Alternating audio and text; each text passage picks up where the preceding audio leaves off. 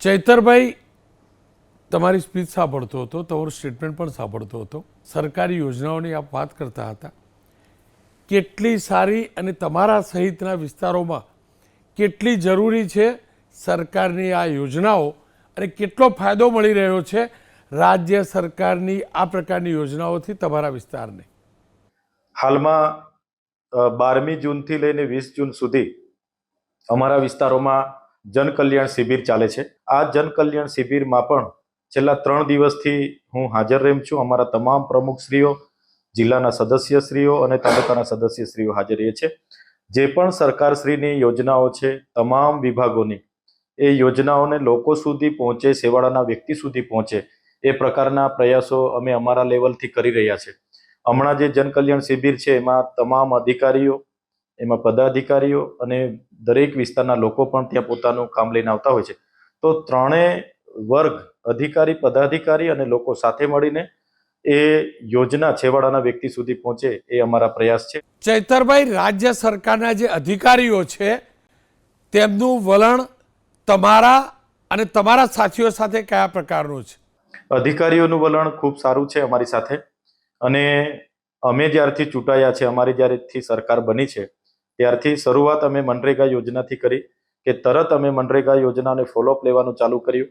નર્મદા જિલ્લાના ડીડીઓ સાહેબ, નિયામક સાહેબ, કલેક્ટર સાહેબ બધાના સહયોગથી મનરેગામાં ખૂબ સારી રોજગારી આજે અમારા વિસ્તારના લોકોને મળી રહી છે. એ જ પ્રકારના પ્રધાનમંત્રી કિસાન યોજના કરીને સોલાર પંપ સાથે મોટર પંપ સેટ આપવાની યોજના છે. એમાં પણ અમારા બધા જ લોકોના સહયોગથી, અધિકારીઓના તમામના સહયોગથી અને પદાધિકારીના સહકારથી એ પણ ખૂબ સારી રીતે આજે આ વિસ્તારમાં થઈ રહી છે. એટલે અમે લોકો કોઈ પણ ઘર્ષણ કે વાદ વિવાદમાં પડ્યા વગર હવે અમારી સરકાર છે નર્મદા જિલ્લામાં અને અધિકારીઓનો ખૂબ સારો સહકાર હમણાં મળી રહ્યો છે.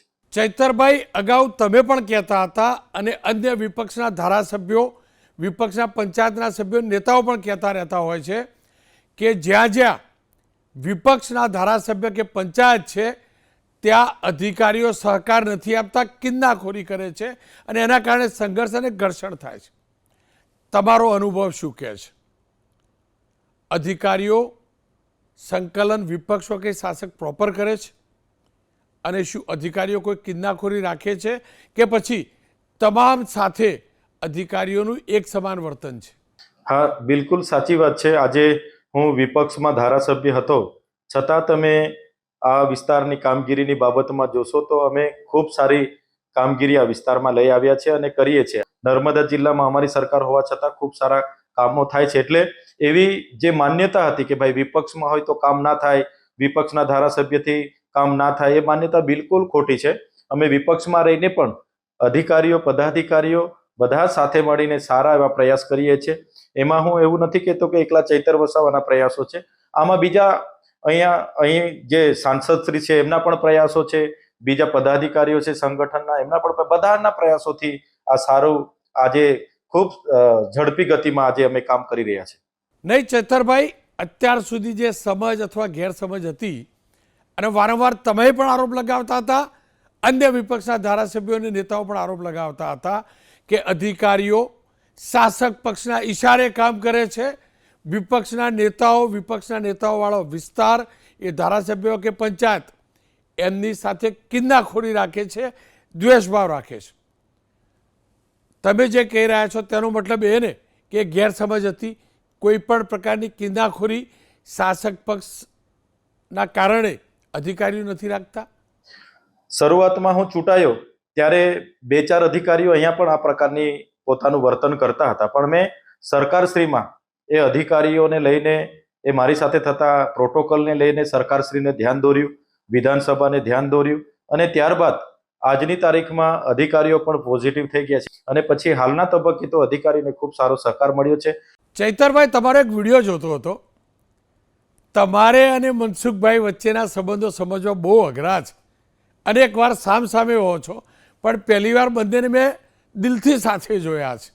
મારે આ જ જાણવું ને સમજવું છે, તમારા અને મનસુખભાઈના અંગત સંબંધ કે પારિવારિક સંબંધની વાત નથી કરતો. વિસ્તાર એક સાંસદ કે જે શાસક પક્ષના છે અને એક ધારાસભ્ય જે વિપક્ષ સાથે જોડાયેલા છે, તો એક સાંસદ અને ધારાસભ્ય તરીકેના કેવા છે? શું મનસુખભાઈ તમારી સાથે કોઓર્ડિનેશન રાખે છે? તમારું માન સન્માન જળવાય એ પ્રકારે રહે છે? હું છેલ્લા 3 દિવસથી ત્યાં અમારા વિસ્તારોમાં જિલ્લા પંચાયતોના બેઠકો વાઇઝ દરેક તાલુકામાં કાર્યક્રમો અમારા ચાલે છે.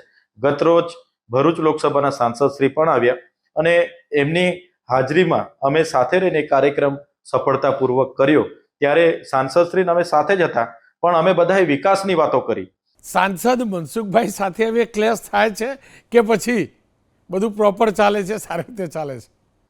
ગઈકાલે માન્ય સાંસદ શ્રી અમારી સાથે હાજર હતા અને આપ સૌ જાણો છો કે નર્મદા જિલ્લામાં ભાજપના સંગઠનમાં માન્ય ધારાસભ્ય શ્રી દર્શનાબેનને લઈને ઘણા વિરોધ પણ થયો. એમણે ધરણા પર બેઠા. પણ અમે જ્યારે સાંસદ સાહેબ ત્યાં હતા ત્યારે અમે એમના પાર્ટીના સંગઠનની વાત કે એમણે મને કરી નથી કે અમે પણ એમને પૂછ્યું નથી. એ એમની પાર્ટીનો વિષય છે અને અમારો અલગ વિષય છે. તો જે નર્મદા જિલ્લામાં આમ આદમી પાર્ટીની સરકાર છે, 4 તાલુકામાં અમારી સરકાર છે, તો અમે ઈચ્છીએ છીએ કે વધારે ને વધારે અધિકારીઓ સાથે, ગુજરાત સરકાર સાથે, કેન્દ્ર સરકાર સાથે અમે સંકલન કરીને વધારે ને વધારે આ વિસ્તારના લોકોના કામ કરીએ છીએ. ચેતરભાઈ, નર્મદા જિલ્લાની અંદર ચોક્કસથી આમ આદમી પાર્ટીનું શાસન છે પંચાયતની અંદર. તમે ધારાસભ્ય પણ આમ આદમી પાર્ટીના છો, પણ જો સતત આ પ્રકારે તમે શાસક પક્ષ, સરકાર, ખાસ કરીને સરકારની યોજનાઓ એના વખાણ કરશો તો વિપક્ષ તરીકે તમારા પક્ષના જે નેતાઓ છે પ્રદેશના કે રાષ્ટ્રીય, એ દુઃખી, વ્યાકુળ ને નારાજ તો થશે તમારાથી. હાલમાં નર્મદા જિલ્લામાં અમારી સરકાર છે એટલે લોકો અમારા પર અપેક્ષા લઈને બેઠા છે અને અમારો પણ ધ્યેય છે કે અપેક્ષા વિશ્વાસ પર અમે ખરા ઉતરીએ. જ્યાં જરૂર લાગશે કે ગુજરાત સરકાર અમારી સાથે અન્યાય કરે છે, અમને જણાશે કે અમને અહેસાસ થશે, તો તે દિવસે ચોક્કસ સરકાર સામે પણ અમે બોલીશું, એમને પણ ધ્યાનમાં મૂકીશું. અને અમારા વિસ્તારના વિકાસ માટે અમે આગળ પણ માનનીય મુખ્યમંત્રી શ્રી, નાયબ મુખ્યમંત્રી શ્રી, તમામ વિભાગના મંત્રીશ્રીઓને હું મળતો હતો અને ત્યાં વિનંતી કરીને પણ આ વિસ્તારમાં અમે રોડ વિભાગના જોબ નંબર છે, સોલાર પંપ છે, આ બધી જ બાબતોની રજૂઆત કરીને અમે લઈ આવતા હતા. તો આજે તો સરકારના પ્રતિનિધિ તરીકે અને નર્મદા જિલ્લામાં અમારી સરકાર છે, ત્યારે ચોક્કસ હજુ પણ વધુ આ વિસ્તારમાં લઈને અવાય એના માટે પણ ગુજરાત સરકારના મુખ્યમંત્રી શ્રી સહિતના તમામ મંત્રીશ્રીઓને પણ મળીશું. ચૈતરભાઈ, તમે આક્રમકતાથી વિરોધ કરવા ટેવાયેલા છો અને એ પ્રકારની તમારી ઓળખાણ પણ છે. સૂર અત્યારે થોડા ઘણા બદલાયેલા જણાયા છે મને, પણ મારે એ જ જાણવું ને સમજવું છે, હવે તમારી સાથે રાજ્ય સરકારના મુખ્યમંત્રી એટલે કે ભૂપેન્દ્રભાઈ પટેલ, નાયબ મુખ્યમંત્રી હર્ષભાઈ સંઘવી અને સરકારના અન્ય મંત્રીઓ તમારી સાથે કેવો વ્યવહાર કરે છે? તમે જે પણ વિસ્તારના કામ લઈને જાઓ છો તે કરી આપે છે કે પછી કિન્નાખોરીને દ્વેષભાવ રાખે છે? હું જ્યારે પણ મારા મત વિસ્તાર હોય, નર્મદા જિલ્લો હોય કે આ વિસ્તારના કે ગુજરાતના કોઈ પણ કામ લઈને હું જામ છું, માન્ય મુખ્યમંત્રી શ્રી પણ મને ક્યારે ના નથી પાડતા. અમે જઈએ છીએ, મળીએ છીએ, રજૂઆત કરીએ છીએ અને સહજતાથી એ કામ પણ મંજૂર કરી આપતા હોય છે. નાયબ મુખ્યમંત્રી શ્રી પણ મંજૂર કરી આપતા હોય છે. ખાસ કરીને અમારા આદિજાતિ મંત્રી નરેશભાઈ પટેલ છે, વન મંત્રી અર્જુનભાઈ મોઢવાડિયા છે, જીતુભાઈ વાઘાણી કૃષિ મંત્રી છે, બધા જ મંત્રીઓને હું મહિને કે 15 દિવસે એકવાર મળતો હોઉં છું અને બધા જ લોકોને જ્યારે લોકહિતની રજૂઆત હું કરું છું ત્યારે બધા જ એ રજૂઆત લઈ પણ છે અને એ કામ મંજૂર કરીને અમને આપતા પણ હોય છે. એટલે હું એવું માનું છું કે જે કામ કરવાનો જે રસ અંદરથી અમને ધગસ છે, ત્યારે એ લોકો અમારામાં એ ધગસ જોઈને એ કામો મંજૂર કરીને અમને આપતા હોય છે અને ક્યારે વિપક્ષના ધારાસભ્ય તરીકે કામ નહીં થાય એવો મને અહેસાસ નથી થયો. ચૈતરભાઈ, શું તમને એવું લાગે છે કે માત્ર વિરોધ કરવા ખાતર વિરોધ કરવો ને શાસક પક્ષ અથવા તો સરકારના અધિકારીઓ એમની સામે મન ફાવે તેમ બોલવું એ કદાચ ગેરસમજ હતી? સકારાત્મક રીતે રાજનીતિ કરી વિસ્તારના વિકાસની વાત કરવામાં આવે છે તો તમામ લોકો સહકાર આપે છે. તમને શું લાગે છે હવે? જે માન્યતા આગળ હતી કે શાસક પક્ષમાં હોય તો જ કામ થાય, એ માન્યતા બિલકુલ ખોટી છે.